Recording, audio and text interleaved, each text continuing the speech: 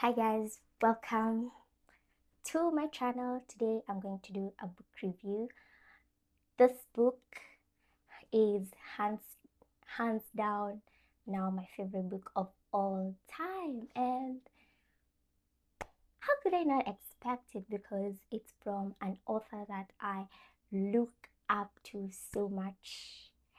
Drum rolls. Yeah, it's Toni Morrison.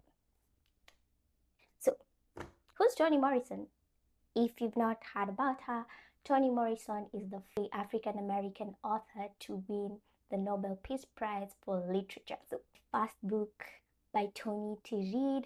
I have read her first ever published book called The Bluest Eye. It was also really good. Like, after reading that book, I was just thinking, wait a minute, how does she think like this? So I honestly don't know what structure I should adopt when doing this video, but we're just going to get right into it. I think what I just want to get into is the life lessons that this book has impacted on me. Like, I literally read it, I finished reading it just 1 week ago, and these characters have stayed with me. I don't think I'm ever gonna forget them. And I also feel like the dilemma of just being a reader is you read a book and you just feel so sad that it's done, because I just want to reread it. I've also been postponing doing a book review of some sort because I've just felt not ready enough. Like, I wanted to reread the book again, and at the same time, this is like Toni Morrison and the caliber of a writer she is. I'm like, who am I to review her? But I just realized I'm also a great Black woman, and what better lady to do the honors than me? So let's get right into it. So this book explores the life of this young man. I don't know if I can call him young, because he's 31. Once you're 31, you were not exactly sort of like the coming of age of this man. His name is Milkman. In the way that he lives, he is trying to fly. And the metaphor for flying in this book is just he's trying to simply find himself, which is what everyone, what each and every one of us is sort of doing. I'm gonna jump right into the lessons that I got from the book. And of course, what better way to start than what did Song of Solomon teach me about love? Number one, I got the notes here. Love is not equal to obsession. Obsessive love will destroy you. I repeat, obsessive love will destroy you. So, hear me out. We have Milkman. Milkman is the type of man who, it's like they never grow out of their adolescent selves. What do I mean by that? He is careless, he is frivolous, he just thinks about his own self. And everything that he does, he complains that, oh, my family is just using me, and in this life it's like I have never sort of like lived for myself. I just want to get out of this family, and everything he talks about, he's just blaming it on his own surrounding. He gets into a relationship with his own cousin who is 5 years older than her. The cousin is called Hagar. Already that relationship is red flags all over. What are you doing dating your cousin? This is not the 1800s. Like, hello? Incest. So before Milkman gets, like, before Hagar says like accepts Milkman, before they get together into the relationship, he is sort of like pursuing her, and there's like this thrill to it. You know, when you're pursuing a lady, I'm not a man, but I just think there's this sort of like, sijampata, so, but after he gets her, he just kind of gets really comfortable, and he literally says in the book that, so he compares Hagar to the third beer, and this is how he phrases it. He says, "She was the third beer, not the first one, which the throat receives with almost tearful gratitude, not the second, that confirms and extends the pleasure of the first, but the third, the one you drink because it's there, because it can't hurt, and because what difference does it make?" Perhaps the end of the year was a good time to call it off. It wasn't going anywhere, and it was keeping him lazy, like a pampered honey bear who had only to stick out his paw for another scoop, and so had lost the agility of the tree climbers, the bee fighters, but not the recollection of how thrilling the search had been. Interesting. So, because he's gotten Hagar, he's like, Sahi anamona to come out, you know, and that got me thinking, like, most men are like this. Someone comes into your DM, they start texting you, and immediately you accept, they start acting like you're the one who actually went on pursuing them in the first place. Like, men, what's wrong with you guys? What is wrong with you guys? And so this love, is this even love? Because it's just a selfish way of living. But on the other hand, Hagar is obsessed with this guy because they've been dating for so long. I don't even if we can call this dating, but they've just been together for long. And when she turns around like 30 something, she the book literally says she becomes 36 and nervous because she now wants marriage. But Milkman is not the man to marry you. So ladies, write this down. You cannot mold a man into being serious with life or serious with you, period. Because if you're giving up your years for a man who you think is gonna change at some point and just be suddenly be all good, all whatever, this man has been selfish from the start. Do you think he's gonna change for you? He absolutely is not. So Hagar is literally obsessed with this man. And when Milkman breaks up with Hagar, she makes it her mission to kill him. Of course, she doesn't succeed. So it's like every time Hagar is just looking for Milkman, like to kill him, and there's just so many scenarios in which she tries to kill Milkman, but she doesn't even succeed in killing. In her latest attempt to kill Milkman, she does not succeed. And the friend of Milkman, who his name is Guitar, he finds her on the road, and these are some of the powerful words he says to her that I think you should also listen and write them down in your mind. I think that's dangerous to an overly enmeshed love. Like, this is sort of obsessive love that's just gonna destroy you. And so he says, he spoke to her as he would to a very young child. You can't own a human being. You can't lose what you don't own. Suppose you did own him. Could you really love somebody who was absolutely nobody without you? Could you really love somebody who was absolutely nobody without you? Are you the person who becomes absolutely nobody when you're left? You really want somebody like that?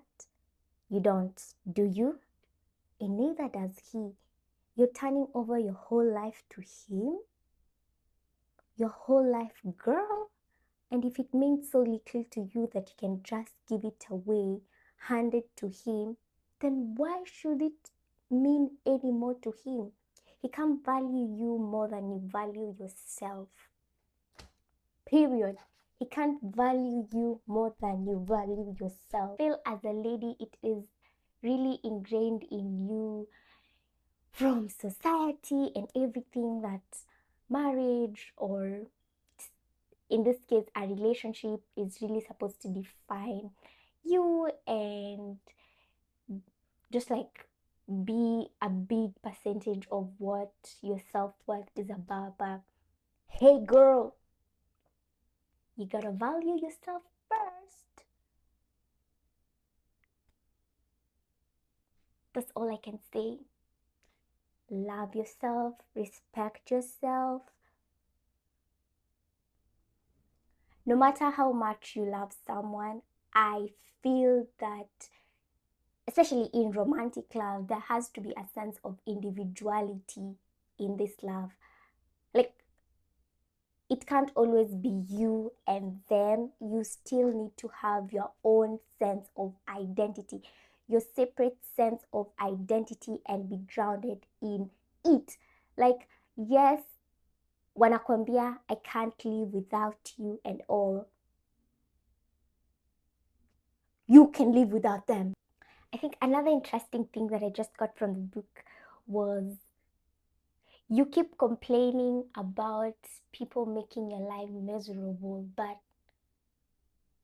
you are also making your own life miserable, and your suffering is not an excuse to treat anyone like crap. Period. Let's explore that. So, Git Milkman, in all his life, all he keeps on saying is, oh, so he's like caught up in this sort of like a family wrangle. His father did not want him in the first place, and so the way he was born was just like something orchestrated by the mother, because the father did not want to have any relations with the mother.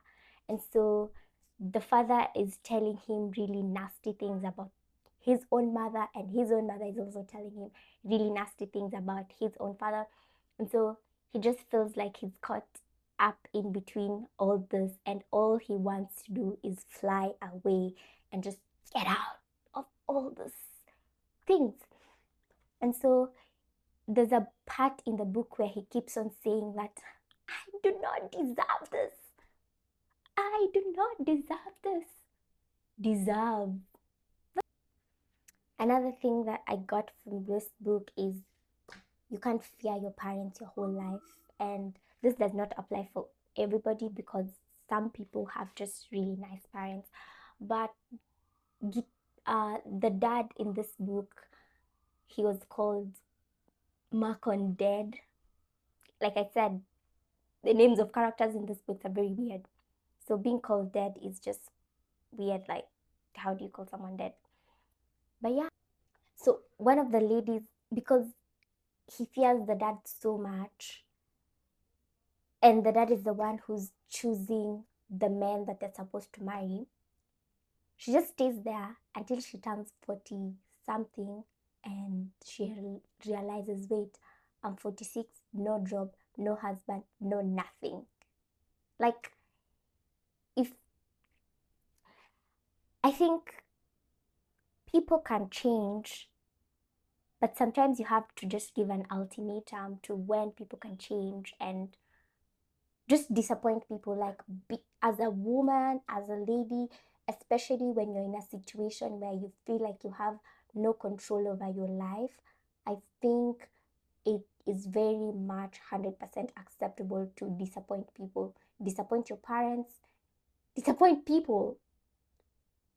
What I mean is, there comes a time when rebellion is the only way to your freedom. Because this man is choosing which man they're going to marry, what they're going to do with their lives, everything. And so they literally have no freedom of choice at all. And she's like 46, she's in love with this man, but his name is Porter. But because he's from a low social class, she feels like she cannot marry him, of course, because of her father. And she just sneaks to see him, keeps the relationship low key until the man is like, wait, you know what? I'm not gonna do this anymore. Like, you gotta make a choice, until everything hits her like, wait a minute, it's actually true. Unless I take the risk to carve my own path in life, nobody else is gonna do it for me. And that's such a heavy lesson, because time flies, it's not gonna wait for you. I don't know at what age you have to realize that it's time for me to also think about what decisions are actually good for myself aside from my parents. Just like a bird, there's time to fly out of the nest, and I don't know what time is that, but you're just gonna realize, you have to realize what time like ni saa ngapi nafaa kutoka, but yeah. The journey to, I think, self discovery, or just like knowing who you are, you gotta drop down, you gotta shade the things, or you have to strip the things that bring you down. Okay, I'm sort of using the words from the quote, but what I'm trying to say is, if you really want to dig through all this, suppose you're a gem and you want to dig through all this dirt and find yourself, or find the vein of gold, you will have to shed everything that you've been told, that you had from your parents, that you've had from society, in order to really know who you are. Like, as Lorraine, what do I think about myself? If I want to hear my own voice, if I want to know myself from within, then I have to unpack and remove everything that has been said about me. So, what that comes to is from page 137, where they see a peacock and they ask, how come it can't fly no better than a chicken? Milkman asked. Too much tail. All that jewelry weighs it down like vanity. Can't nobody fly with all that shit? Wanna fly? You gotta give up the shit that weighs you down. And exactly that. You want to do anything? You have to give up the fear. You want to go further? You have to take risks. You want to get a girl? You got to talk to her. There's nothing easy for you to be light and fly high and high. You just have to give up. It can be habits, it can be behaviors, it can be identities you've embraced, it can be anything, but you have to throw it down, because in the end you have to make room for what is good, for what is worthy. And to make room for that, you gotta create space, and to create space, you got to declutter. I think for men, you can't be careless with life your whole life, if that makes sense. Like, there comes a time when you gotta stop being a boy and being a man and be a man. The journey to, I don't know why I'm calling it self-discovery, but if that's a thing, it's a lonely journey. You can't carry everyone with you. You have to let some people go. Just like we said before, you gotta put down the shit that weighs you down. And so Milkman realizes this in the end, and he says Milkman wanted to do this by himself with no input from anybody. This one time, he wanted to go solo in the air, away from real life. He felt free, but on the ground, when he talked to guitar just before he left, the wings of all those other people's nightmare flapped in his face and constrained him. Lena's anger, Corinthians' loosened and Comtea matching her slack lips, Ruth stepped up surveillance, his father's bottomless greed, and everybody else. So, like, there's so much context to it, but I feel sometimes you just gotta do it sort of like alone. And his journey of self-discovery looked like going into his father's ancestral land and just learning about his history and the whole generation. And in the end, it's not like the consequences of what you've done or the way you've messed up your life change, because you still have to deal with the consequences. You've had people, they're either going to forgive you or they're not going to forgive you. But the most important thing in the end is just like, okay, I have realized I've been living my life in this way, then it's just time to make a change. It's time for you to fly and put the shit that weighs you down. It's time for you to fly and put the shit that weighs you down. Thank you. I honestly don't know what structure this thing looked like, but I just felt the conviction to do the book review, and of course, please go read Toni Morrison's Song of Solomon. Ciao!